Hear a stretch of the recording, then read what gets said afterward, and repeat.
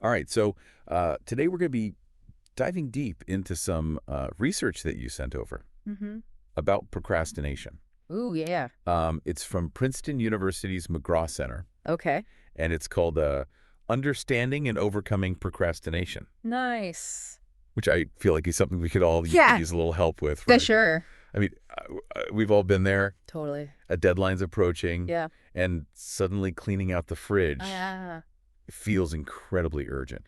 Oh, yeah. Right. It's so relatable. Yeah. And it just highlights how much like procrastination is just Yeah. like a part of the human experience. For sure. But what's interesting is how this research Yeah. like goes beyond the surface. Okay. Because, we often hear that Um, procrastination is about poor time management. Uh-huh. But this dives deeper, Okay. exploring the psychological and emotional factors. So it's not just about laziness Yeah, or disorganization. not quite. Interesting. The research actually makes a clear distinction between procrastination and strategic delay.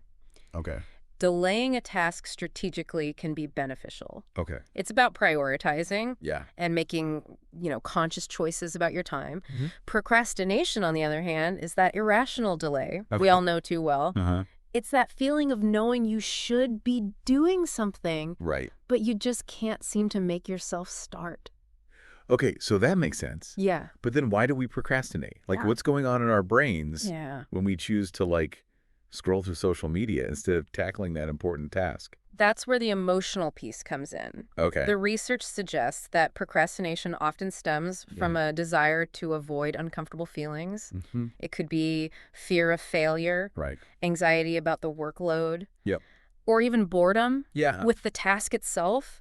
So we're essentially trying to protect ourselves from negative emotions Mhm. by putting things off. Exactly. Ah, And those emotions can be really powerful drivers of our behavior. that's true. The research breaks down some common reasons people Okay. procrastinate. Okay. For instance, if you're a perfectionist, Mm-hmm. you might be so afraid of not meeting your own impossibly high standards Yeah. that you avoid starting the task altogether. Right. Or maybe the task just seems so enormous and overwhelming that you just feel paralyzed and don't even know where to begin. That feeling of overwhelm is Yeah. definitely something I can relate to. Totally. And I imagine Yeah. that procrastination just makes the situation worse, right? Absolutely. That's where the procrastination cycle comes in. Oh, no. You procrastinate, then you feel guilty and stressed, Right. which makes the task seem even more daunting, Yeah. leading to, you guessed it, More procrastination. more procrastination. Mm. It becomes this self-perpetuating cycle Yeah. that can be really hard to break free from. Okay, so now that we understand why we procrastinate, Yeah. the big question Yeah. is, how do we break this cycle? Right. Does the research offer Yeah. any solutions? It does. Okay, good. And one of the key strategies it highlights Okay. is challenging those negative thoughts Uh-huh. that are fueling the procrastination cycle. Right. Instead of getting stuck in thoughts like, Yeah. this task is impossible, Mm. the research suggests reframing it with something like, Okay. I can break this down into smaller, Okay. manageable steps. That makes sense. Yeah, It's about making it feel less intimidating, right? precisely. Okay.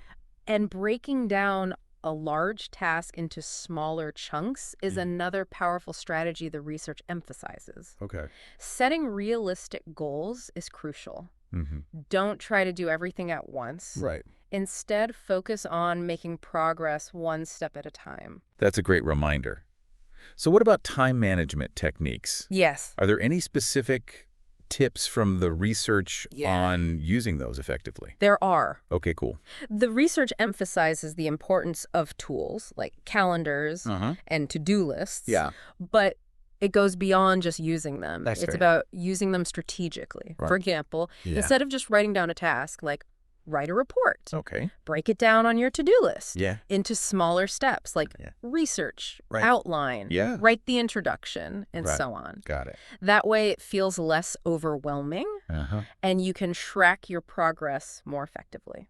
It's almost like tricking your brain Yeah. into thinking it's a series of smaller tasks instead of one giant scary one. Exactly. Yeah. And speaker of tricking your brain, Yeah. The research also talks about creating a conducive environment for productivity. Minimizing distractions is crucial. That might mean putting your phone on Do Not Disturb, closing unnecessary tabs on your computer, or finding a quiet workspace where you can focus. All good reminders. So to recap, Yeah. we've learned that procrastination Right. isn't just about laziness. It's often an emotional response, Yeah. a way of coping with those uncomfortable feelings associated with certain tasks. Right. But by understanding the reasons behind our procrastination, Yeah. we can start to break the cycle. We can. Right. And that involves challenging negative thoughts, setting realistic goals, using time management techniques strategically, and creating an environment that supports focus. And maybe, most importantly, being kind to ourselves in the process. For sure. The research really emphasizes self-compassion. Absolutely. Instead of beating yourself up for procrastinating, try approaching it with curiosity and understanding. Ask yourself, what's making me avoid this task? Right. What can I do to make it feel less daunting? What if instead of seeing procrastination as like the enemy, Ooh. we saw it as a signal Right. that something needs to change in our approach to a task? That's interesting. What if we use that signal to figure out how to make the task more manageable, Right. more enjoyable, Yeah. or maybe even reevaluate whether it needs to be done at all? That's good. We encourage you to experiment with these strategies and find what works best for you. Absolutely. Until next time. See ya, Maya. Bye.